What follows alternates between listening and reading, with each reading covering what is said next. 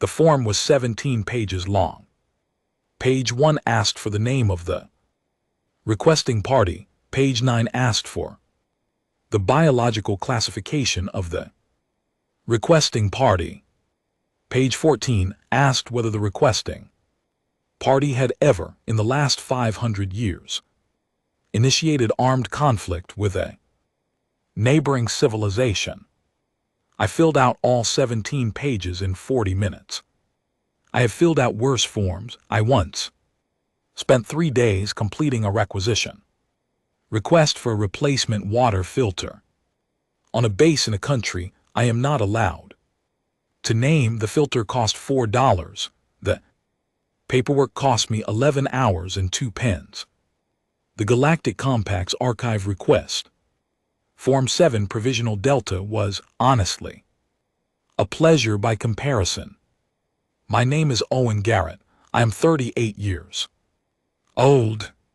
I am originally from a small town in Ohio that has one stoplight and a grain elevator and a diner that serves the best pie I have ever eaten in my life, or as it turns out, in any known corner of the galaxy. I served for 12 years in the United States Army. I am now officially Earth's cultural liaison to the Galactic Compact, which is a title that was invented specifically for me because no such title existed before humanity was admitted to the Compact on a provisional basis 14 months ago. My job, as best I can describe it, is to sit in rooms full of beings who find the concept of chairs philosophically troubling and answer questions about human beings. There are a lot of questions. I was seated in the primary consultation chamber of the Compact's administrative station when the Velshara archivist first made the formal request. The chamber was enormous. It could have held a football stadium inside it with room left over for the parking lot. The ceiling was so high that a faint mist had formed near the top, and somewhere up in that mist lights pulsed in slow rhythms that I had been told represented the Compact's administrative calendar. I had stopped looking up weeks ago. The Velshara were tall. That was the first thing anyone noticed about them. 7 ft minimum, most of them closer to 8, with translucent skin through which you could see, if you looked carefully, the slow movement of bioluminescent fluid that served as their primary communication system. They spoke in words technically, but the words were a secondary channel. The real conversation happened in the light. The lead archivist was named something I could not pronounce with a human mouth. I called him Arlo. He had stopped correcting me after the 3rd week. Arlo set a data crystal on the table. Between us, the table was approximately the size of a tennis court, which meant the data crystal was also approximately the size of a tennis court from where I was sitting. The Compact's academic verification council, Arlo said, his skin flickering in calm blues and greens, has been engaged in a dispute regarding the proper classification of the human species within the Compact's standard civilizational taxonomy. Sure enough, I said, the dispute centers on whether humanity meets the criteria for a Class 2 territorial species, which would place you in the same category as the Draphi and the Ashari collective, or whether a new classification framework is required. What's the new classification called? Arlo's skin shifted. Not blue, not green, something in the amber range that I had learned slowly, and at some personal cost, meant discomfort. It does not have a name yet, he said. That is part of the problem. I looked at the data crystal. I already knew what they wanted. Arlo had sent a preliminary communication 3 weeks before. This meeting, he had been polite about. He had been thorough.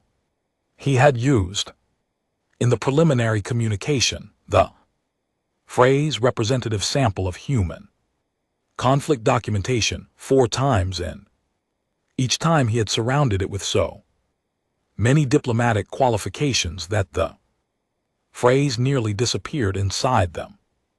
They wanted war footage, not simulations, not historical text. Records, actual documentation. Film, archive footage, the real inventory of what human beings had done to each other across centuries of recorded conflict. You've reviewed the preliminary materials, I said.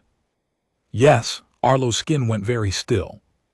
Almost no light at all. The academic council reviewed 14 minutes of the preliminary sample before requesting. Pause. What did they say about it? They said they needed time for species-wide psychological processing. I let that sit for a moment. 14 minutes, the preliminary sample had been a training video, a peacetime military training exercise from the early 2000s. No shots fired, no casualties, just soldiers running drills in full gear on a cold morning somewhere in the Pacific Northwest, their breath fogging in the air, instructors timing them with stopwatches. No shots fired. 14 minutes, and the academic council of the most advanced civilizational body, the known galaxy, needed time for species-wide psychological processing. I picked up my pen. I had brought a pen from home, a plain black ballpoint from a box of 20 that I had bought at a drugstore before leaving Earth. It was the most ordinary object in a room full of impossible things, and I kept it in my shirt pocket like a talisman. I set it on the table, picked it up again, set it down. You're requesting full archive access, I said, if you are willing to authorize it. What's the scope of the request? Arlo produced a second data crystal. This one contained the formal specification document. I read through it. It covered in broad terms documentation from approximately 1944 forward, both world wars, Korea, Vietnam, the conflicts in the Middle East that had stretched across the first decades of the 21st century, and more recent material up to and including the current decade. I read it twice. I set the specification document down on the enormous table outside the chamber's observation windows. The star the station orbited burned in slow silence, an orange giant that the Velshara had named after one of their ancestral philosophers. It was beautiful in the way that things are beautiful when they are very large and very far away and cannot hurt you. Is there a problem with the request? Arlo asked. His skin was amber again. No, I said. You seem hesitant. I'm thinking. I was not thinking about whether to approve it. I had already decided that. What I was thinking about was the training video, 14 minutes of peacetime drills, soldiers running, instructors with stopwatches. I was thinking about what Arlo's skin would do when he got to 1944. I was thinking about what the academic council's species-wide psychological processing was going to look like when they got past the part where people were just running in a field. I picked up the pen, pulled the authorization form toward me. I signed it. I dated it. I slid it back across the table. Full. I'd recommend breaks every 30 minutes. Is the material particularly extensive? I thought about the honest answer to that question. I thought about all the honest answers. I lined them up in my head like they were standing at Attention. Yeah, I said, it's extensive. Arlo's skin flickered, a long slow pulse in a color I did not have a name for yet. There is one question, he said, before we conclude. Go ahead. The preliminary sample, he said. Carefully, the training exercise, the soldiers in the recording, his skin dimmed slightly. Is it true that you do this to each other? The room was very quiet, the mist near the ceiling drifted, outside the orange giant burned.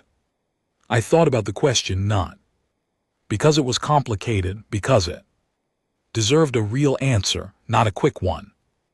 Used to, I said, still do sometimes. I put the pen back in my shirt pocket. That's the math. Arlo was quiet for a long moment. His skin held that color I didn't have a name for. I stood up, the chair scraped against the floor, a flat human sound in a room that had never been designed for human sounds. I'll be available for the viewing, I said. You'll want someone there who can answer questions. I did not wait for him to respond. I walked out of the chamber and into the corridor beyond, which was wide enough to drive a truck through and lit in the pale silver that the Velshara used for spaces they considered neutral. My footsteps echoed just mine. I had signed the form. I knew what was in the archive. I had signed it anyway. Hell of a thing. The conference room the compact had designated for the formal viewing held at full capacity representatives from 44 distinct species. I had been given a seat at the front, a small table, a chair that someone had requisitioned specifically for me, which I appreciated, because the standard compact seating arrangements were designed for beings with either more limbs than I had or a fundamentally different relationship with the concept of sitting. There was a thing on the table that was trying to be a cheese plate. I could not identify the source of the cheese. I did not ask. The head of the viewing committee was a Velshara academic, named something I was rendering privately as Portia. She had been selected because she was the compact's leading authority on civilizational conflict studies, which meant she had spent 4 decades studying the 3 recorded wars in galactic history and writing papers about them that were considered definitive. 3 wars, 4 decades of study. I had not told her what I thought about that ratio. I had considered it. I had decided against it.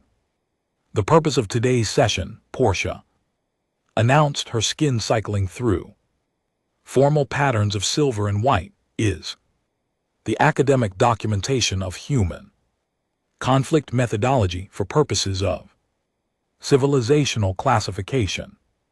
Curator Garrett will be available to provide contextual annotation as needed. 44 species turned to look at me. I straightened the pen on the table in front of me. Ready when you are, I said. The first clip began. It was the Western Front, 1917. Black and white footage, slightly grainy, the way very old film gets when it has been preserved for long enough that the preservation itself becomes part of the image. There was sound.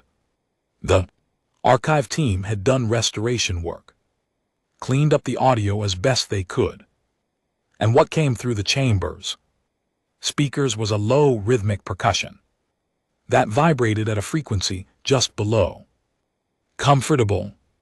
The Velshara acoustic team had, I would later learn, described that sound as structurally similar to a dying star, but localized. They were not wrong. On screen, men moved through mud that came up to their knees. They were carrying things, heavy things. Their Faces where you could see them were blank in the particular way that faces go blank when the alternative is worse.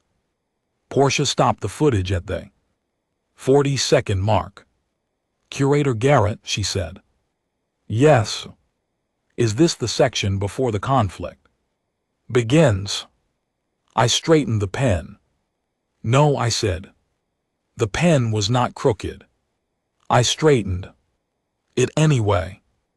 "The conflict is ongoing in this footage," I said. "What you are seeing is standard movement under active conditions." The room was quiet in about 12 different biological registers. I had gotten good at reading the differences. This particular quiet was the one that meant no one was sure what the appropriate response was. Portia's skin held a long, slow amber pulse, then she restarted the footage. The second clip was Stalingrad. Color-corrected archival footage, the kind that had been digitally restored and enhanced so that the images had a presence to them that black and white didn't. Urban terrain, buildings that had been buildings and were now something else. Men moving through those buildings, room by room, floor by floor, in a way that required a particular kind of focus I recognized from the inside. The Dratha delegation, seated in the second row, went very still. The Drathai were a formidable civilization. They had developed what the Compact considered the most sophisticated military doctrine in recorded galactic history. They measured conflict in orbital bombardments, clean and efficient, decisive from a distance. Their wars lasted days. They ended when one side's infrastructure was no longer capable of sustaining operations. Then everyone went home. They watched the Stalingrad footage in the kind of stillness that was not calm. It was the stillness of something recalibrating at a fundamental level. A delegate from the Ashari collective stood up. The Ashari were fascinating clinically. They had no pain receptors, not in any functional biological sense. Pain for them was a concept that existed in theoretical models and philosophical texts. They understood it the way I understood theoretically what it felt like to breathe ammonia, possible to imagine, impossible to really know. The delegate walked to the exit. The door opened, the door closed. I watched the door for a moment. Then I looked back at the screen. I picked up the pen, set it down, picked it up again. The footage continued. Portia did not stop it this time. I had not told the archive team to edit anything. I had reviewed their selection and flagged nothing.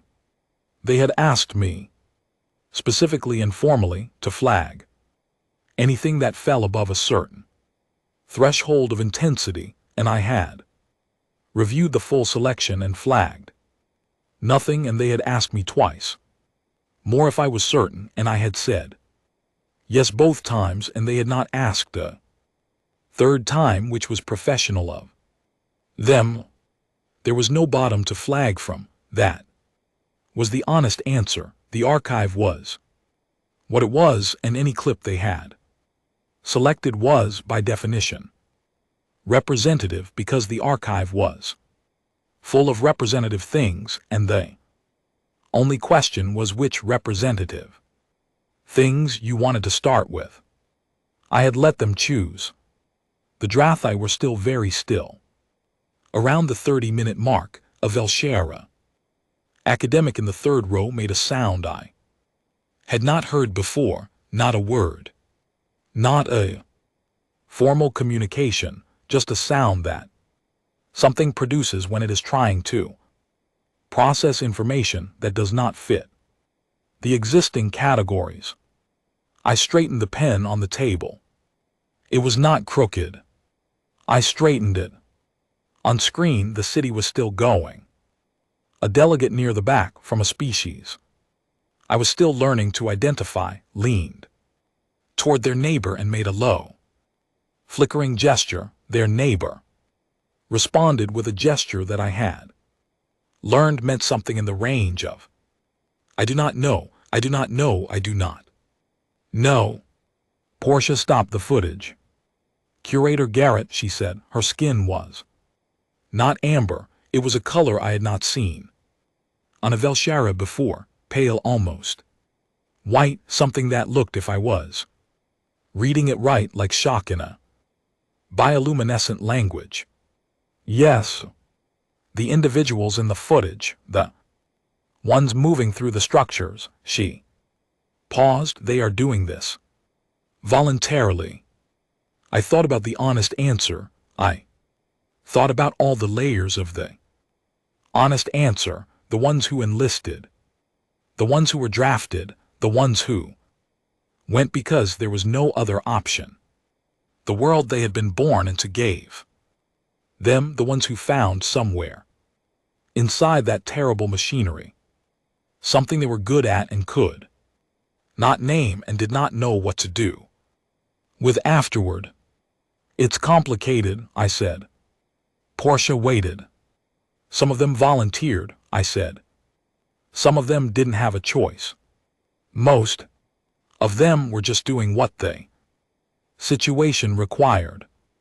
And the situation, Portia said, carefully required this. I looked at the frozen image on the screen, the ruined city, the men in it. Yeah, I said, for a while. How long did this particular engagement last? Stalingrad, about 5 months. Another one of those room-wide silences. 12 biological registers, all of them saying the same thing in different frequencies. 5 months, Portia repeated.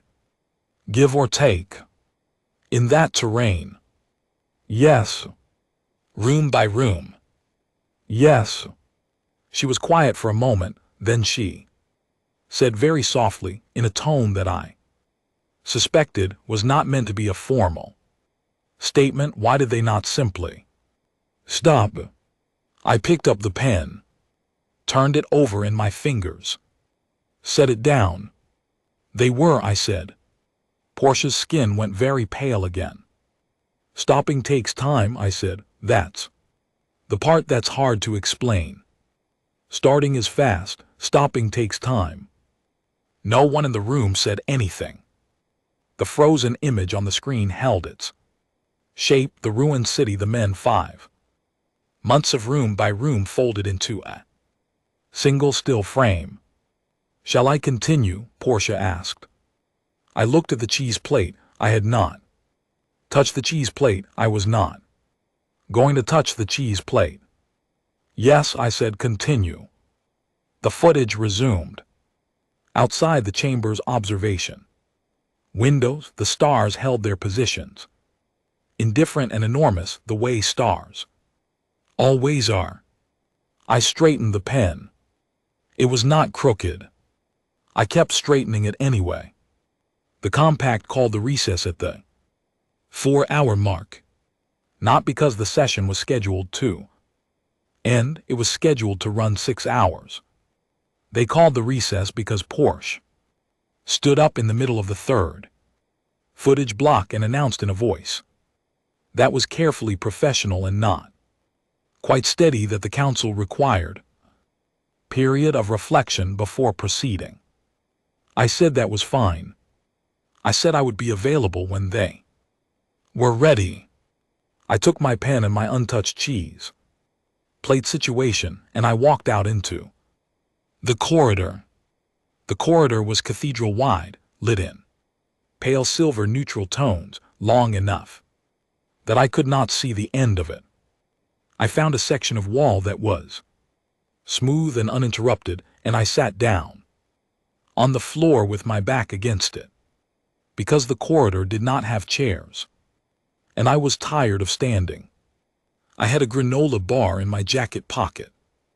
I had started keeping granola bars in my jacket pocket about 2 months into my posting after I discovered that compact nutritional offerings, while technically sufficient for human metabolic requirements, were not things I was ever going to look forward to. The granola bar was chocolate chip.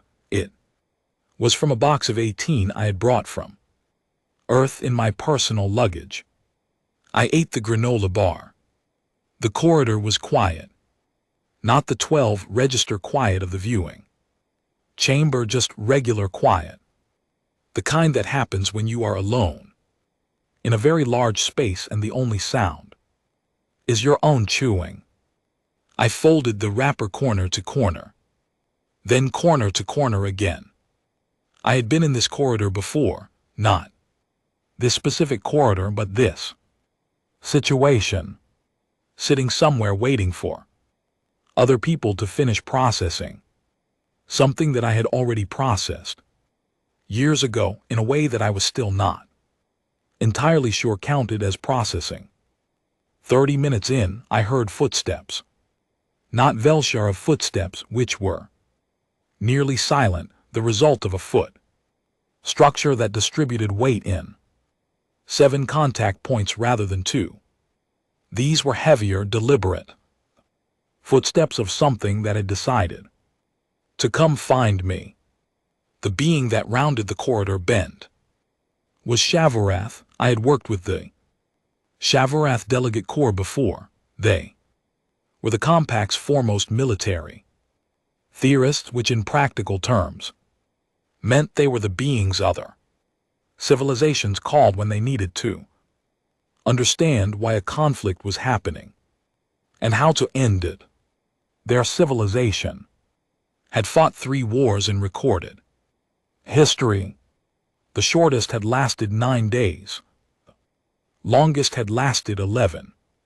His name I was rendering as Conrad. He was approximately my height, which was unusual for non-human compact members, with a dense gray hide and eyes that were amber and precise and never stopped moving.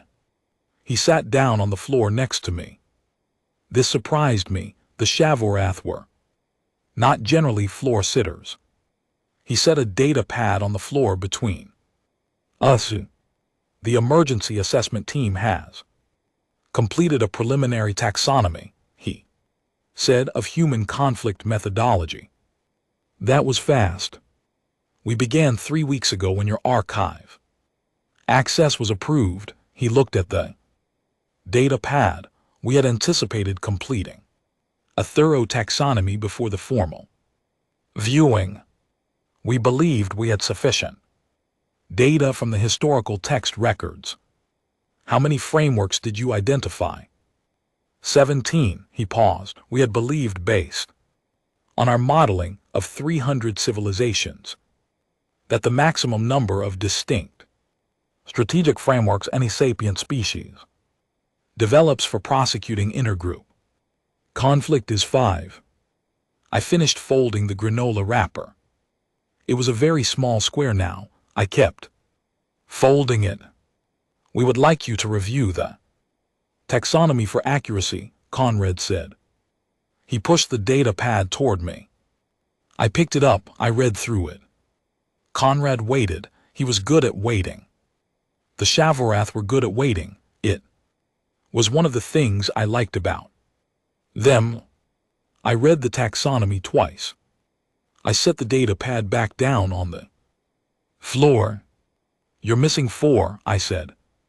Conrad was very still.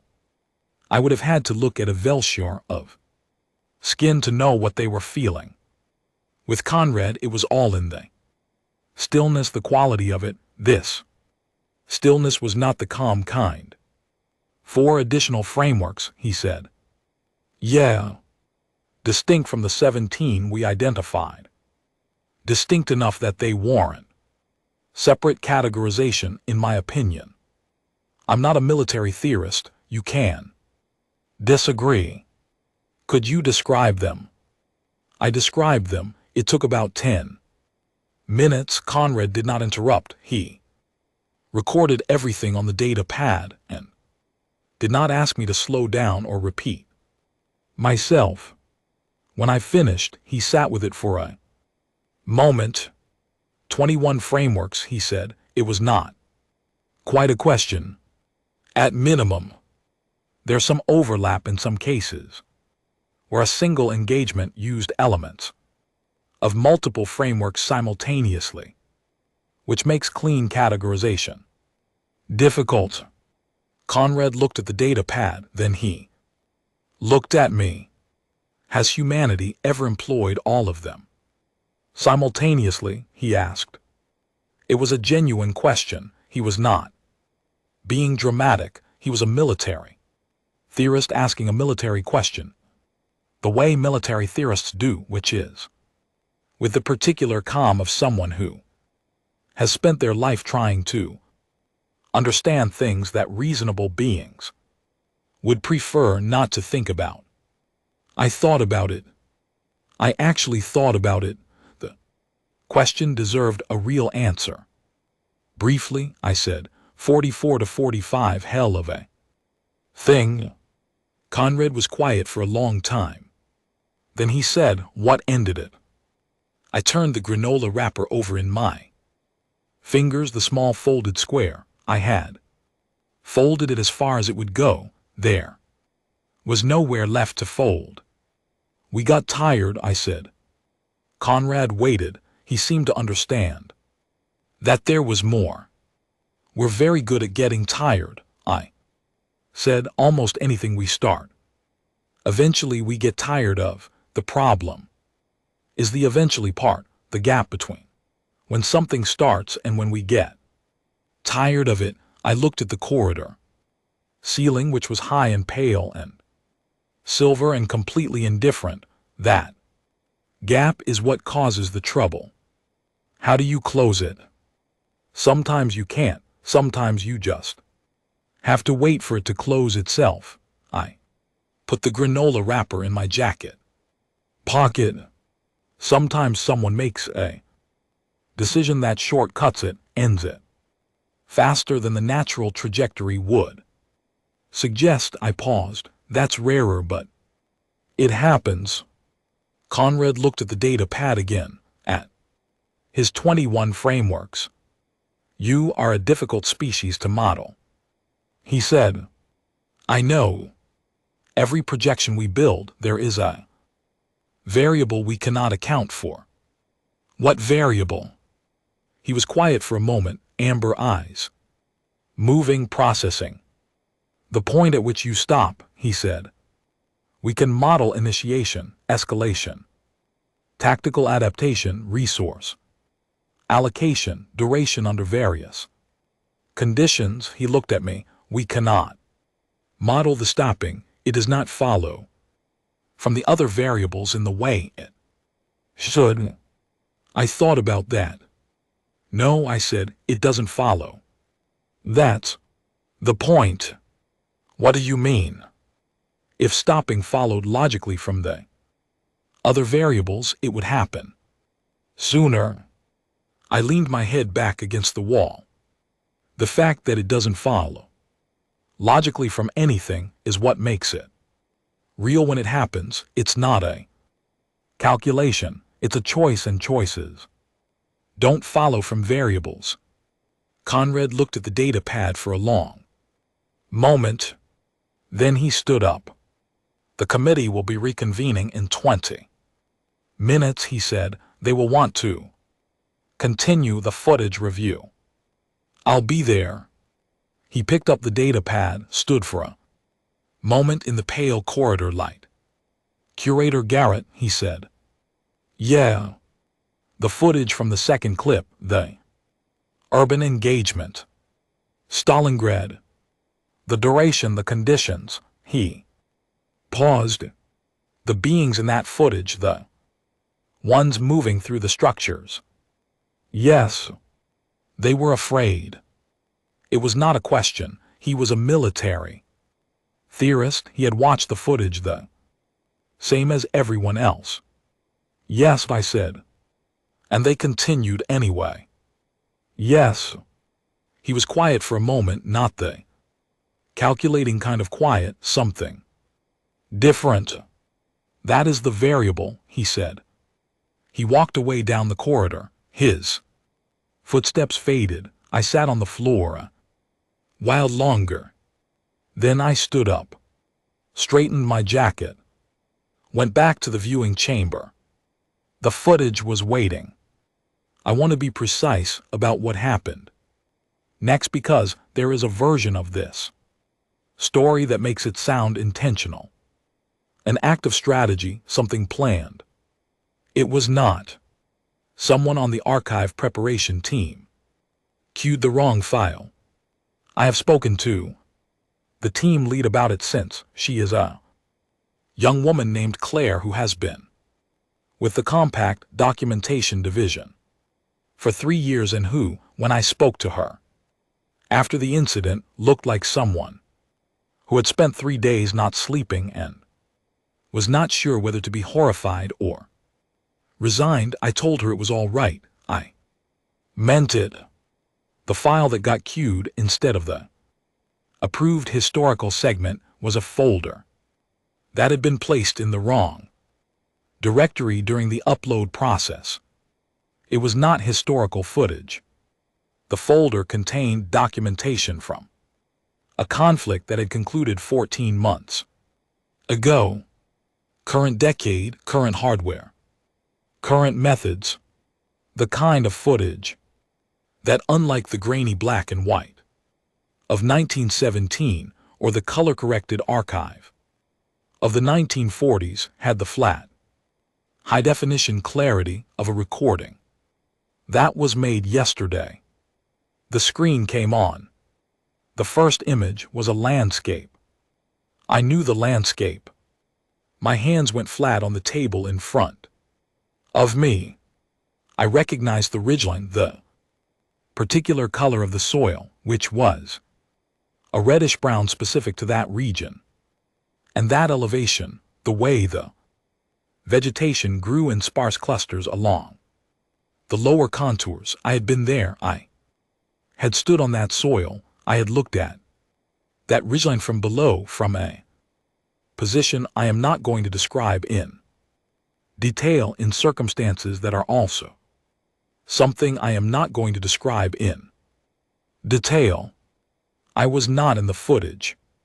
The person in the footage was someone else, but they were doing the thing I had done in that place, and they were doing it the same way I had done it, and the gap between watching and remembering was not a gap at all. I did not move. On screen, the engagement unfolded. It was different from the historical footage in one way that I had known intellectually would be noticeable, but that watching in this room made suddenly and completely clear what had required armies in 1944 was being accomplished here by fewer people with less noise. In less time, the scale was entirely different. The architecture of it was entirely different. It was precise where the historical footage was overwhelming, contained where the historical footage was sprawling. The efficiency was not a comfort.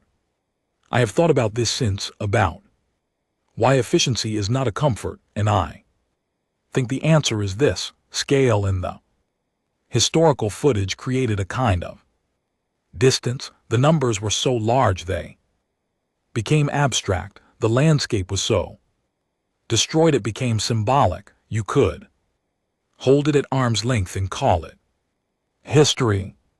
The modern footage did not allow for arm's length. The Drazy, who had gone still during Stalingrad, had been given the option to leave the chamber during the scheduled recess. Several delegations had taken that option. The Drazy had stayed. They were watching the screen now with the full, focused attention of beings who understood military operations and were doing the complex internal work of revising their understanding in real time. They did not look away. That was more interesting to me than if they had. The Ashari delegate who had left the room during the Stalingrad footage came back. I noticed it. Specifically because it meant something. The Ashari had no pain receptors. Suffering was theoretical for them. They had left because something in the historical footage had exceeded the threshold of what their theoretical models could process in real time. They had gone away and processed it. They had come back for the modern footage. They sat down in their original seat. They folded their 4 upper limbs in the arrangement that indicated formal attention. They watched. Portia at the front of the chamber had not stopped the footage. She had realized, I think, within the first 10 seconds that this was not the approved segment. She had looked at me. I was looking at the screen. She had made the decision not to interrupt. I respected that decision. My hands were still flat on the table. On screen, the engagement concluded.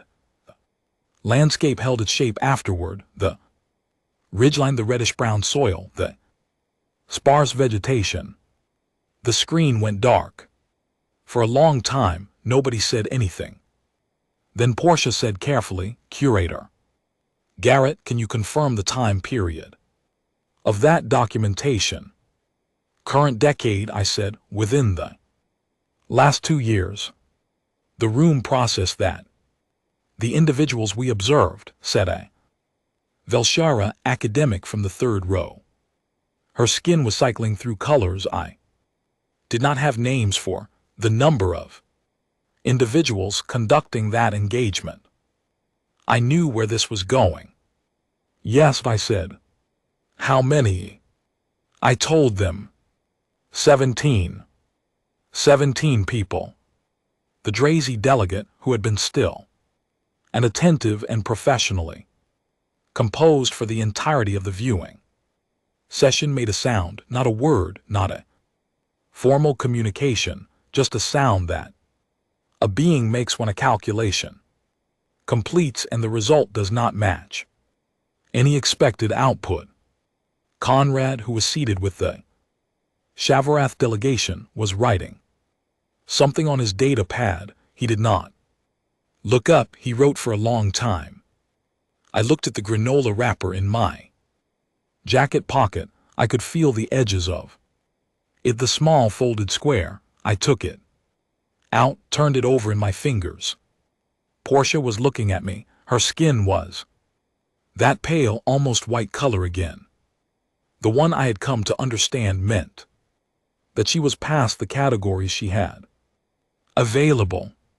"Curator Garrett," she said, "is that representative of current human military capability, not exceptional, not a specialized case, representative." "Roughly," I said. "Roughly," she repeated. "There are variations, different scales. For different situations, what you saw is one approach, one set of conditions. There are others." She was quiet for a moment. "More efficient?" she asked. I thought about the honest answer. "Depends on what you mean by efficient," I said. She did not ask me to elaborate, I think. She had decided, professionally and as a matter of personal wellness, not to ask me to elaborate. The Ashari delegate raised their upper right limb, which was the gesture equivalent of a formal question. "Yes," I said. "Curator Garrett," the Ashari delegate said.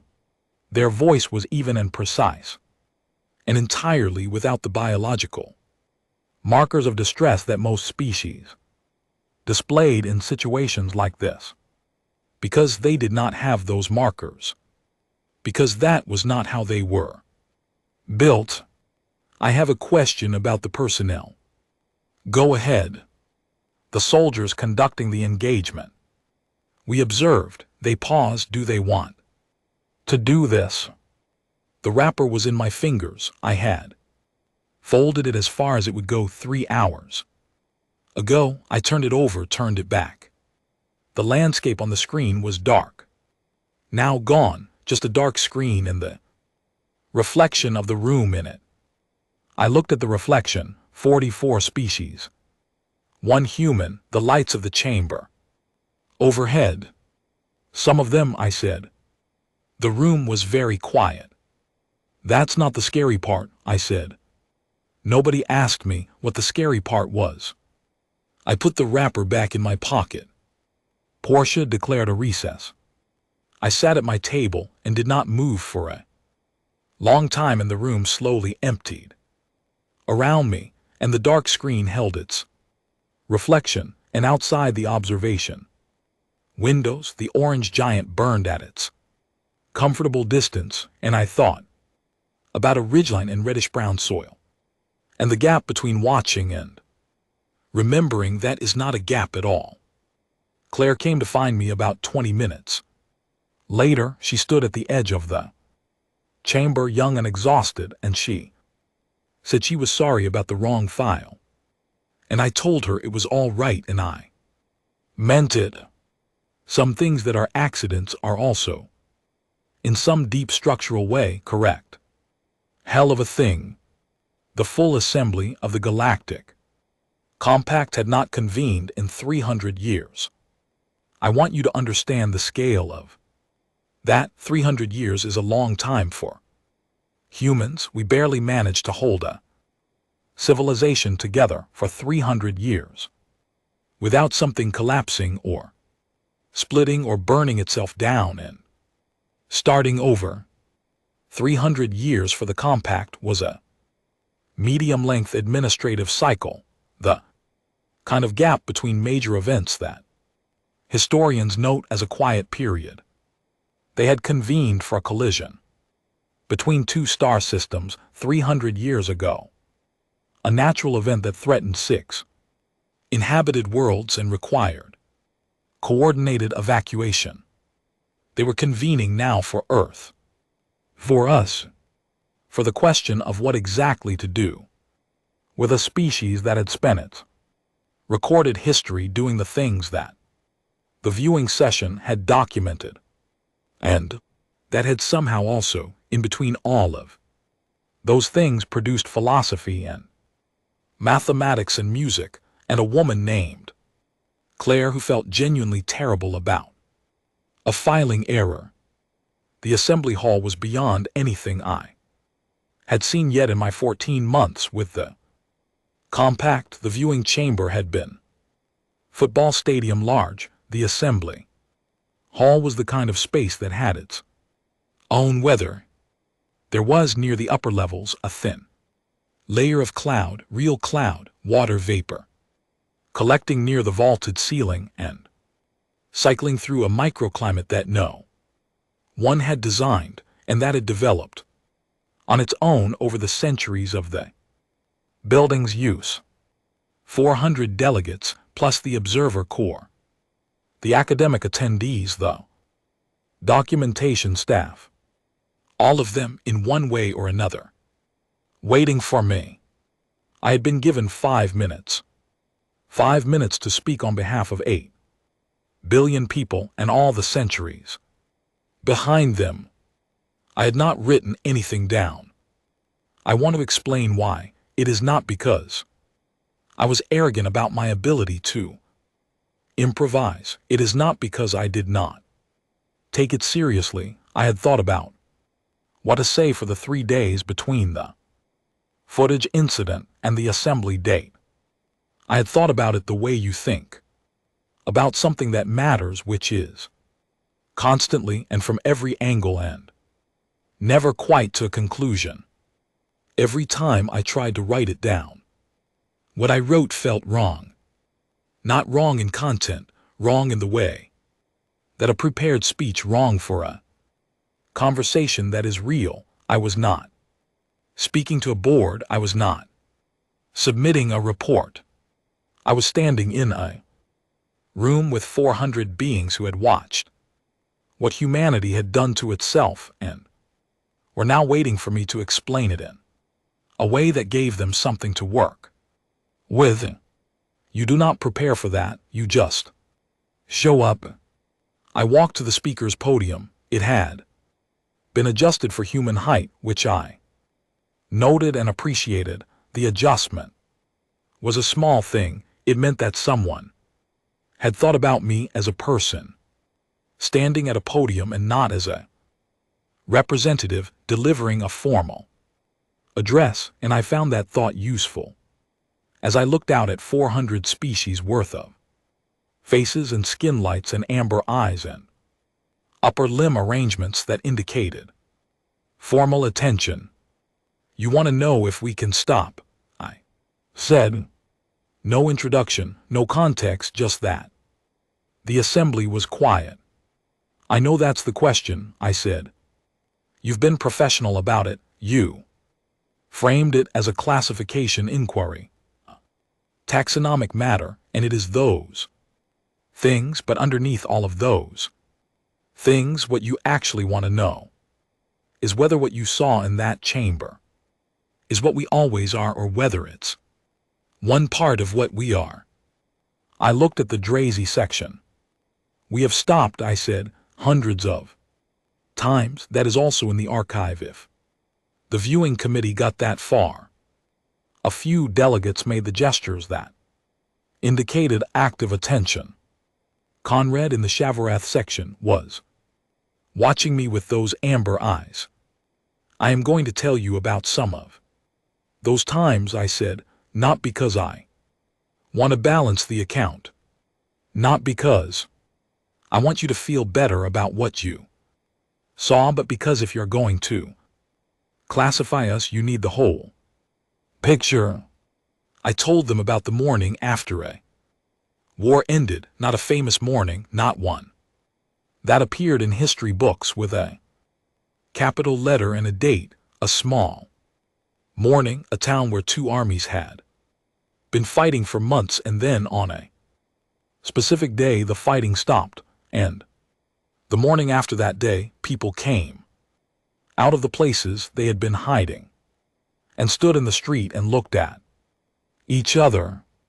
I told them about a bridge, a famous bridge from a famous moment, where two men from opposing sides of a conflict met in the middle of that bridge and shook hands in front of cameras, and the whole world watched, and what was remarkable was not the handshake, but the fact that both men looked like they had not slept in years and did not know what to do with their hands when they were not being used for fighting. I told them about a wall that had divided a city and, symbolically, a civilization for nearly 30 years, and one night without military order or political orchestration, ordinary people came to that wall with tools they had brought from their homes, hammers, picks, whatever they had, and they began to take it apart, not because they were ordered to, because they wanted to be the ones who did it, because after 30 years of the wall, they needed to be the ones who put their own hands on the end of it. We are not a peaceful species, I said. I am not standing here to tell you that. You have seen the documentation. You know the numbers. I am not going to pretend that what you saw was not what it was. I looked at the Ashari delegate. You asked me, I said, whether the soldiers want to do it. The Ashari delegate was still. Some of them, I said, that part is true, and that part is something we are still working on. That is not a solved problem. I will not pretend it is. I looked at Portia, who was seated in the academic observer section, her skin cycling slowly through pale colors. But here is the other part, I said. The part that does not fit your taxonomy and does not fit your models, and that Conrad's team has not been able to account for in their projections. Conrad looked up from his data pad. Every time we have stopped, I said, it has been a choice, not a calculation. Not a resource depletion. Not a strategic reassessment, a choice. Made by people who were capable of continuing and decided not to. I let that sit. The men on that bridge did not shake hands because they ran out of options. I said the people at that wall did not bring hammers because dismantling it was strategically advantageous. Those things happened because someone, somewhere in the chain of events, made a choice that did not follow logically from the variables. I looked out at 400 species. That is not reassuring, I said. No, it is not reassuring, the fact that our stopping is a choice and not a certainty means you cannot model it, you cannot predict it, you cannot schedule it or count on it, it might not happen when you think it should. I paused. But it does happen, I said. It keeps happening after everything, over and over. Someone makes the choice and it happens. You want a classification for that, I said. You are going to have to build one from scratch. I stepped back from the podium. That's the math, I said. I walked back to my seat. The assembly was quiet for a long time. The microclimate near the ceiling drifted, 400 species in their various registers of silence processing. Then the vote began. The Velshira voted first as the presiding civilization. Arlo, who had sat across from me in a tennis court-sized conference room 5 months ago with his amber-colored discomfort and his 17-page form, cast the first vote. Unclassifiable, full membership. The Drazi voted in their block. 6 delegates, each registering individually, each casting the same vote. Unclassifiable, full membership. Conrad voted on behalf of the Shavorath. He did not look at his data pad when he voted, he looked at me. Unclassifiable, full membership. The Ashari delegate voted. Full membership, the classification field they submitted was 1 line long. Species capable of war and capable of ending it, both capacities confirmed. No prior category applicable. It was not unanimous. 11 delegations voted for monitored species status. 2 abstained. 1 delegation submitted a formal objection that ran to 12 pages, which I was told was a record for brevity in compact formal proceedings. But it passed. The announcement came in the compact's formal register, in a voice that was designed to be understood by as many biological hearing structures as possible. Earth full membership, classification, unclassifiable. The assembly began its formal dissolution, 400 species shifting, rising, making the gestures and sounds and light patterns that corresponded to the end of a proceeding. I sat in my chair for a while. The granola wrapper was in my pocket. I could feel the edges of it. Portia found me before I left. She crossed the assembly floor, moving through the dispersing delegations, and stopped in front of me. Her skin was cycling through soft colors, blues and greens, the calm register. The speech was effective, she said. It was 5 minutes, I said. It was sufficient. I nodded. She was quiet for a moment. Not the processing kind of quiet, something else. The footage from the first session. She said, the training exercise, the 14 minutes. Yes. I have been thinking about it since. About why that footage was the one that required the recess before we had seen any of the others. I waited.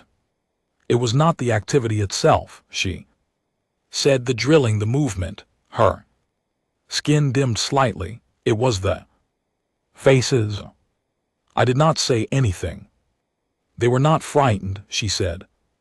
They were not performing, they were simply present in what they were doing, as if it were ordinary. I looked at the floor, the assembly hall floor, which was a deep dark stone that reflected the chamber lights in slow-moving shapes. It becomes ordinary, I said, with enough repetition. That, she said softly, is what required the recess. I nodded. She stood for a moment longer, then she said, the soldiers who do not want to do it.